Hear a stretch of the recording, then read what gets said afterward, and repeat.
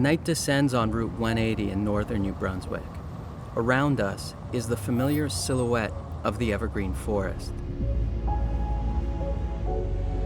It's a man-made forest on which tens of thousands of kilograms of glyphosate are sprayed each year. Les gouvernements ont donné le contrôle de notre forêt publique aux grosses compagnies. Le but d'une industrie, c'est de faire des sous, puis c'est de faire des profits. Puis on sent que c'est peut-être à n'importe quel prix. This is a story about pesticides, but it's also about the exploitation of public lands, influence, and censorship. It's a story that starts here, in the small Acadian community of Kedgwick.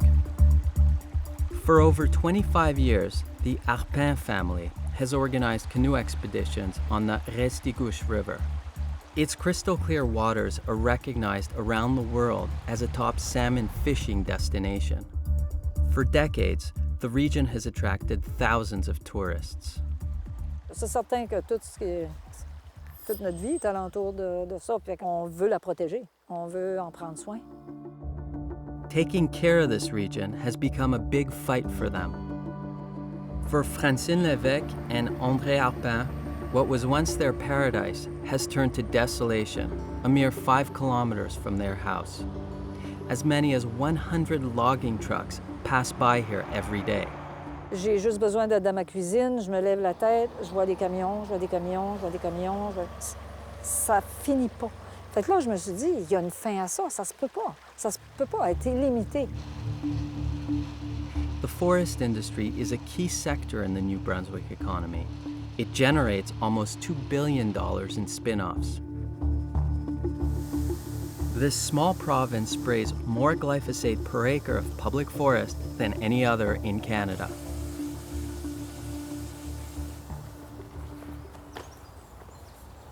For years, biologist Marc-André Villard has followed this forest ecosystem. Quand on survole le Nouveau-Brunswick, on peut très bien voir que chaque hectare de forêt, ou presque, est aménagé. Et c'est un mode de foresterie, comme on disait, qui est très intensif, peut-être le plus intensif au Canada. This forestry management comes with 2 controversial practices. The first is clear-cutting, which is widespread in New Brunswick and has serious ecological consequences. The second is the widespread use of a chemical, glyphosate. This herbicide is sprayed on an average of 15,000 hectares of cut forest each year. It kills hardwoods, which leaves room for more profitable conifers to grow. A useful tool for industry, but to others, a poison. J'ai pas besoin d'un bac en biologie puis en foresterie pour savoir ça. C'est 80% des coupes au Nouveau-Brunswick, c'est de la coupe à blanc. Puis là-dessus, ils disent, l'arrosage, on arrose 1,30% par année, mais ça s'accumule. Nous autres, on a une terre qui a été arrosée, ça fait 20 ans, 25 ans, il n'y a rien qui pousse là encore, tu sais. C'est fini, là. Between 2013 and 2017, this region was the most sprayed in the province. On nous dit souvent qu'on n'arrose qu'une fois. Mais il y a plusieurs parcelles qui sont arrosées 2 fois et parfois 3 fois. People from across Restigouche County have formed the group Ecovie. They say the health of their forest and the people who live around it is at risk. They have bad memories of when DDT was used in these parts. On sentait ça à plein nez. Ça fait que ça veut dire qu'on le sentait sur notre peau quand il arrosait. Il arrosait le matin à 5 heures avant que le vent se lève. Puis quand on allait travailler dans la forêt, c'était là. And they are wary of glyphosate. Moi, je plantais dans un champ. Les champs voisins ont commencé à arroser. Même pas de respect pour l'être humain. Faut ça cesse. Les bassins versants. Donc, c'est important, ça, de faire attention parce que la petite goutte d'eau qui tombe dans la montagne finit dans la rivière, puis c'est l'eau qu'on boit. On est en train d'en faire un monopole d'épinettes. Puis c'est pas ça que la nature nous a donné. Puis nous autres, on voudrait que ça soit respecté. Charles Thériault was a founding member of Ecovie. He was a candidate for the Green Party in the last provincial election. he produced an online series on the state of the crown forests in New Brunswick. Il me semble que c'est pas juste. L'abus, l'arrosage, beaucoup de controverses. Thériault was one of the first to question how herbicides were used. On veut en mettre fin parce que partout autour du monde, on commence à reconnaître que le glyphosate a un impact incroyable sur notre santé et sur la santé de notre forêt, surtout que ça tue toute biodiversité pour être capable de garantir le profit des compagnies.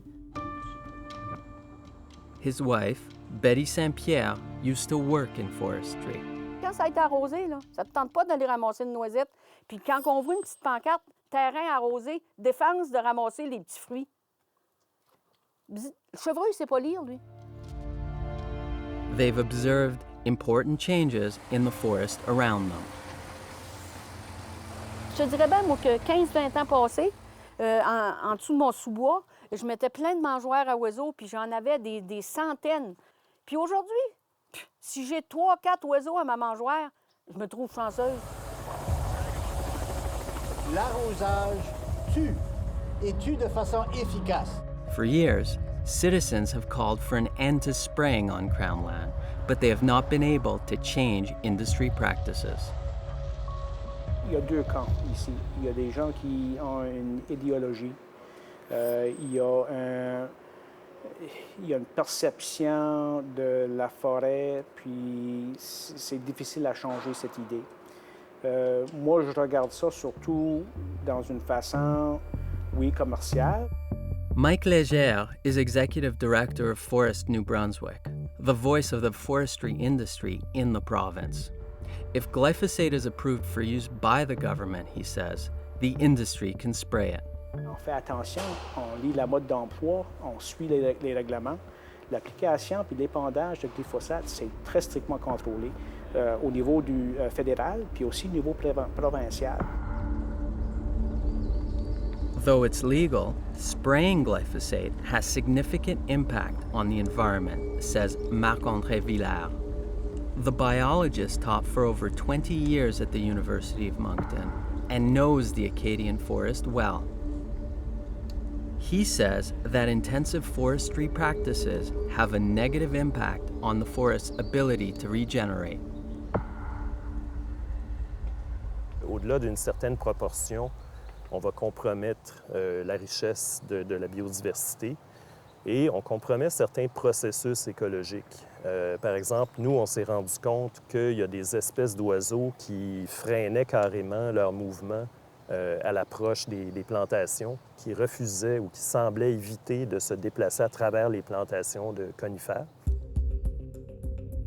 The forest needs a rich biodiversity to maintain itself and regenerate. This also ensures that the forest can be harvested in the future. But industry doesn't share that view. Ça va revenir. Ça prend à peu près 5, peut-être 7 ans avant que ça revienne. Ça fait, il y a de la biodiversité dans les plantations. Ça fait, c'est faux, ça veut dire qu'il n'y en a pas. But that's not what Marc-André Villard's work reveals. Le résultat, c'est qu'on a une forêt qui est très contrastée, avec des plantations qui sont très simplifiées par rapport à la forêt naturelle. Donc, par rapport à la biodiversité, c'est sûr que ce type de traitement-là a des impacts. Prince there, Dr. Marc-André Villard is a biologist. He joins me from our Moncton studio. Dr. Villard is not alone in challenging the industry. Rod Cumberland has paid a big price for his opinions on glyphosate spraying. You'd like to see people that have a little bit of intestinal fortitude, but I don't know, we seem to be short on that in this province, and if you have any, you wind up in the unemployment line.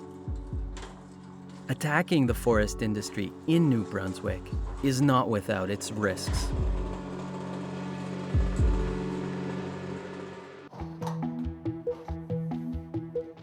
For 15 years, Rod Cumberland was one of New Brunswick's most trusted wildlife experts. But that was before he criticized glyphosate use on Crown land. As the provincial deer biologist, Cumberland used to track the animals, follow their movement, and he kept an eye on their winter habitat. One day, something unusual caught his eye. And all of a sudden, half our deer yards are vacant. So my questions at the time was, guys, why are our deer yards vacant? We're saving them for these times, there's no deer in them. No one knew. Cumberland expected to find deer in clear-cut areas of the forest, where the woods regenerate naturally. I was surprised at what we found. 67% of all these regenerating areas that everybody thought was full of deer food were plantations. And they were sprayed with herbicide. The herbicide kills deciduous trees and shrubs, which deer need to survive. Once sprayed, Cumberland says, these areas don't supply enough food for deer. So there was only 15% that was actually decent for deer food. And when I saw that, I thought, man, we're missing the boat here. Like, I was shocked. That explains why, according to Cumberland, deer yards are now sitting empty. It's 32,000 tons of deer. That's what, 300 dump trucks full of deer food? Like, let's talk numbers. What we spray in 1 year will feed over a third of the current deer herd. There's some numbers. That's pretty shocking, isn't it? After retiring as the provincial deer biologist, Cumberland began speaking out against glyphosate spraying. We've saved all these deer yards. Why are there no deer in the deer yards? But his scientific data was questioned, his opinions attacked as, quote, irresponsible. The charges came from J.D. Irving, the largest player in the province's forest industry. The company is owned by one of the wealthiest families in Canada, with large holdings in oil, media, and other industries. Irving manages over 10,000 square kilometers of public land and strongly defends its practices. Based over years and decades of experience in forestry management, the family has really felt the best practice to allow us to do that was through these practices that you're talking about. Irving not only defends its work, but it now wants more land. It's asking for more access to log in conservation areas, habitat set aside to protect wildlife. You know, mature hardwood forests, deer yards, buffer strips, all these areas that we needed for fish and wildlife management basically made up the conservation because they had cut everything else. So all that was left was this 30% crown land, and they wanted it. The Irving family has what seems to be considerable influence. In a letter to the Premier, Irving threatened job cuts if the company didn't get access to those conservation areas. Bruce Northrop, the Natural Resources Minister at the time, opposed letting the company log in these zones. Irving lodged a complaint. A few weeks later, Northrop was moved to another portfolio. I don't think some people wanted me in that department, and obviously that was the Premier of the day's decision. Irving got its wish. The government agreed to review the size of conservation areas based on what the logging company wanted, a deal that it initially tried to keep secret. More wood, more pulp. The people of New Brunswick eventually found out that their conservation forest would be reduced to only 23%. C'était clair et net qu'il y avait effectivement une influence majeure de la compagnie Irving sur le contenu du nouveau plan d'aménagement. Irving was pleased. Il faut diriger la forêt dans une façon très responsable. Et nous avons un très bon raccord en travaillant avec les universités pour faire la recherche concernant la qualité de la science sur la façon que nous dirigeons. One of the members of Irving's scientific advisory committee was biologist Marc-André Villard. He disagrees. He publicly criticized the new policy. You're being very outspoken here. Are there consequences for that so far as JDI is concerned? Je sentais que là, la balance allait vraiment du côté de l'exploitation intensive sur les terres publiques. Et quand on parle de terres publiques, moi, ça me concerne comme chercheur certainement. comme citoyen aussi, mais je me suis exprimé comme chercheur parce que j'avais effectivement des données à long terme sur les effets de la foresterie intensive. Quelles ont été les conséquences de vos parents? Bien, évidemment, sans surprise, j'ai été éjecté du comité. After Marc-André Villard was kicked out, after the minister was removed, it was the province's chief medical officer's turn to suddenly lose her job. She was fired just as she started looking into the use of glyphosate. Her dismissal was presented as a human resources issue. There was more public outrage when the Auditor General criticized the government for outdated forestry practices and the high cost to taxpayers of those practices. C'est le gouvernement qui paye pour l'arrosage depuis le début, parce qu'on veut aider l'industrie à être rentable. L'arrosage est payé par nos taxes. Puis ça, c'est une chose, hein, de payer son propre poison, là, ça fait pas aucun sens. As opposition mounted in the province, a new group called Stop Spraying New Brunswick was born. And then, in 2015, industry was taken by surprise. Glyphosate was classified as a probable carcinogen by the International Agency for Research on Cancer. Forestry companies retaliated quickly. Working with government, they launched the website forestinfo.ca to educate the public on glyphosate. C'était pourquoi qu'on a fait ça. C'est incroyable comment est-ce que les gens sont pas tellement bien informés là-dessus. Puis, c'est comprenable. C'est pas des gens qui travaillent dans la forêt, c'est pas des experts. Puis des fois, ils vont former des opinions qui sont fondées sur des désinformations. Forestinfo.ca's information is backed by Len Ritter, a professor emeritus at Guelph University and a well-known expert. So the kinds of herbicides that are used vary from application to application, but the one that's attracted the greatest attention here in New Brunswick in particular has been glyphosate. Reassuring words perhaps, but language that Canadians have heard before. Pesticides have been sprayed on Canadian forests for over 60 years. One of the most dangerous was undoubtedly 2,4,5-T, a chemical that contains dioxins and considered a powerful carcinogen. Agent Orange, a quick and dirty mixture of two herbicides, 2,4-D and the much more powerful 2,4,5-T. It's one of the ingredients of Agent Orange, the infamous defoliant chemical used by the American military during the Vietnam War.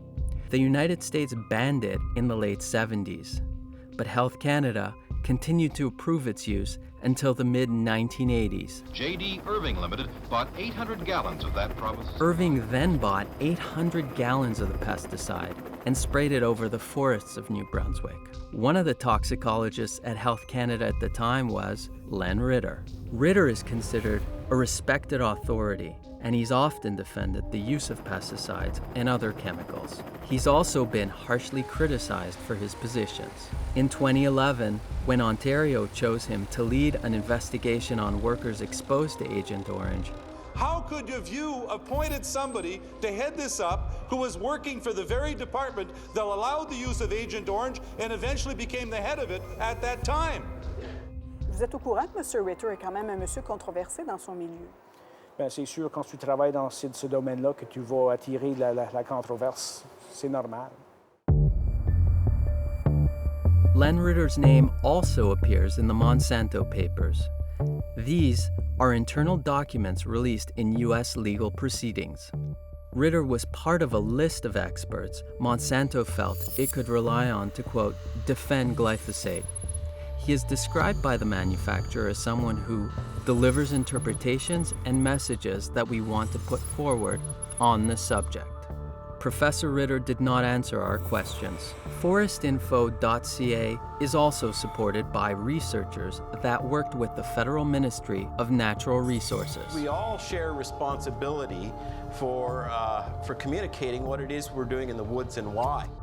They defend the industry position. All of that data leads to the consistent conclusion that it does not pose an environmental risk or a risk to wildlife species.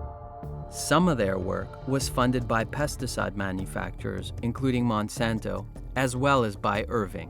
C'est pas hors du normal. Il y a beaucoup de scientifiques qui sont souvent, leur recherche est subventionnée par des compagnies. Je ne crois pas que que ça démontre que, comme scientifique, que ça va créer un préjugé, un bias dans leur recherche.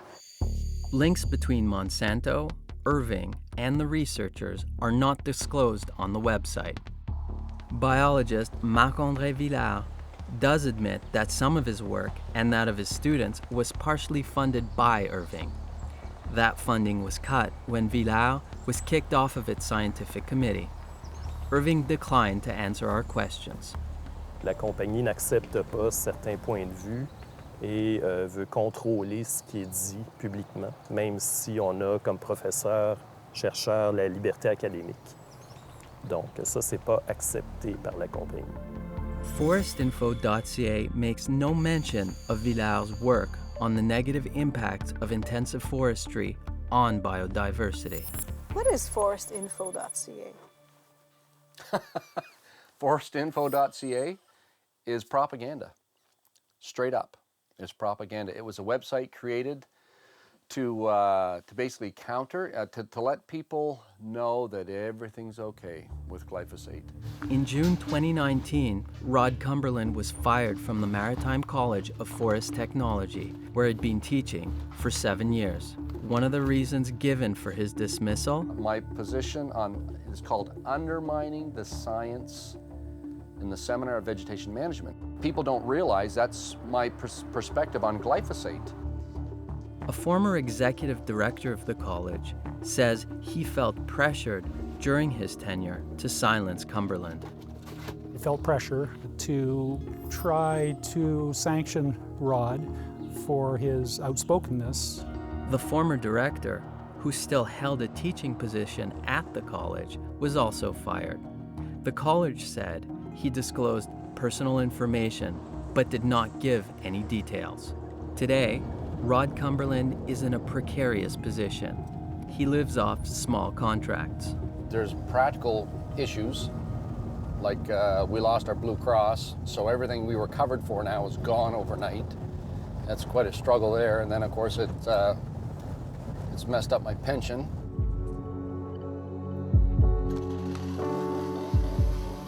But he regrets nothing. New Brunswick is not the only province to use glyphosate.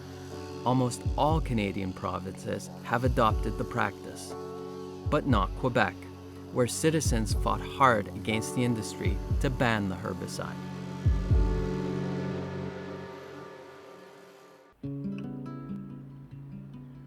La dernière forêt naturelle autour de Rouyn-Noranda. Ça fait que j'ai écrit au ministère, puis c'est la compagnie qui m'a répondu. C'est pareil comme j'avais l'impression d'avoir écrit au bon Dieu, puis c'était le diable qui m'avait répondu. 20 years ago, artist Richard Desjardins' documentary led to big changes to forest industry practices in Quebec. At the time, that province had already adopted one revolutionary measure, the end of aerial spraying of herbicides. Moi, je poserais la question, pourquoi ça a été banni? Pourquoi vous pensez? C'est la politique. Je crois que c'est la même affaire qu'on rencontre au Nouveau-Brunswick. C'est du populisme. Les gens sont tellement convaincus, ils sont un peu aveugles à les autres informations. Ils ne veulent pas tout considérer. Étiez-vous aveugle? Ben, pas du tout. Pas du tout. On a fait nos devoirs. Écoutez, on a entendu 202 mémoires. On les a épluchés. J'ai jamais travaillé fort comme ça. Luc Boutillier is the man responsible for the ban. He led the provincial inquiry on environmental impacts that recommended the end of aerial spraying of herbicides. The ban came into effect in 2001. Before that, the province had for years sprayed these dangerous chemicals on its forests.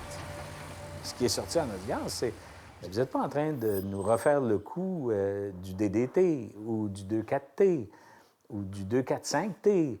2,4-T, 2,4-5-T, c'est le petit cousin de l'agent orange, là, où on disait, il n'y en a pas de problème, là, la végétation va revenir, puis il n'y a pas d'impact persistant sur la santé. Puis à l'usage, on s'est rendu compte, non, qu'il y en avait. During the hearings, the agrochemical industry, foresters, scientists, environmentalists, and citizens all had a chance to give their opinion. Et on a été obligé de dire, bon, ben là, c'est une inquiétude qui nous apparaît réelle, manifeste, majoritaire, et non seulement ça, elle nous apparaît fondée. Quebec replaced aerial spraying with ground-based mechanical clearing, a more costly option, but one that created jobs. La réponse que j'ai à ça, c'est que ça ne marche pas. Ça ne marche pas dans notre économie, ça ne marche pas dans notre province. The forest industry in New Brunswick says it can't be competitive without herbicides. Il y a des conséquences. Je peux te garantir que si on n'a pas l'accès à un outil comme la glyphosate, oui, demain, on pourrait arrêter complètement, mais il n'y aura pas d'arbres qui seront plantés. Ça va résulter dans un manque de bois, assez de bois pour fournir 3 scieries ou une usine à pâte à papier. 1 out of 4 jobs in the province depends on forestry. In many small communities, people are scared of losing their jobs.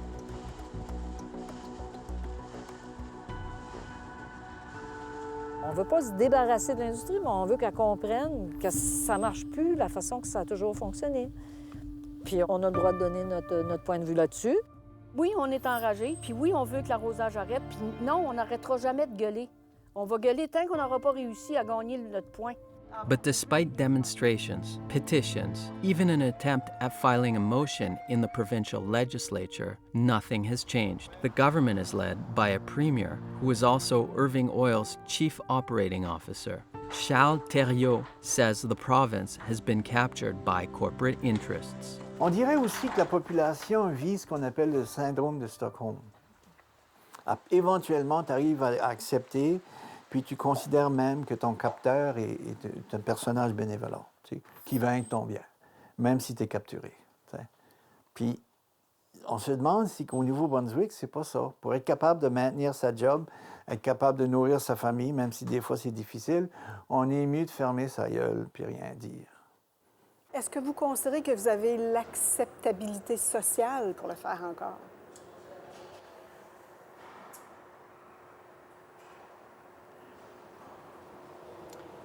Je dirais présentement, c'est en question, surtout au Nouveau-Brunswick. Je n'ai pas ma tête dans le sable. J'entends les arguments des gens. Je comprends qu'il y en a qui sont sincèrement inquiétés. Le meilleur qu'on peut faire, c'est les offrir les informations que nous avons. That's not enough for Luc Boutillier. C'est pas une démarche où il y a quelqu'un qui prend son bâton de pèlerin et qui dit « Écoutez-moi bien, les enfants, là, voici comment ça se passe. Je vais vous expliquer ça comme il faut. Puis surtout, faites-moi confiance. » C'est pas ça, l'acceptabilité sociale. Ça, on appelle ça des relations publiques. At the very least, opponents in New Brunswick want the government to follow Quebec's example and use the precautionary principle. Moi, je trouve que trop souvent, les groupes qui sont opposés à la foresterie ou n'importe quelle sorte d'exploitation de ressources, ils jouent la carte le principe de précaution trop souvent parce qu'ils ont perdu l'argument. Puis c'est la seule chose qui reste. Quand tu n'as pas la certitude scientifique, là, bien, dans le doute, tu t'abstiens. Puis ça devrait être ça pour le glyphosate. Aujourd'hui, on fait un voyage en nature. Ben, si on peut appeler ça la nature. In Kedgwick, the Acadian forest is slowly degrading. Plein de gens qui ont des chalets sur des lacs et tout. On avait tout coupé à blanc autour d'eux, en arrière d'eux, et tout ce que tu veux. But one parcel has been spared and given government protection. Ce qu'on a ici, à Downs Gulch, c'est le camp privé de pêche des Irving. Le chalet Irving, qui n'est pas loin ici, le chalet de pêche à Irving, là, la province leur a donné un 200 acres de zone protégée autour de leur chalet. As we left New Brunswick, we couldn't help but wonder if the public forest still belonged to the public.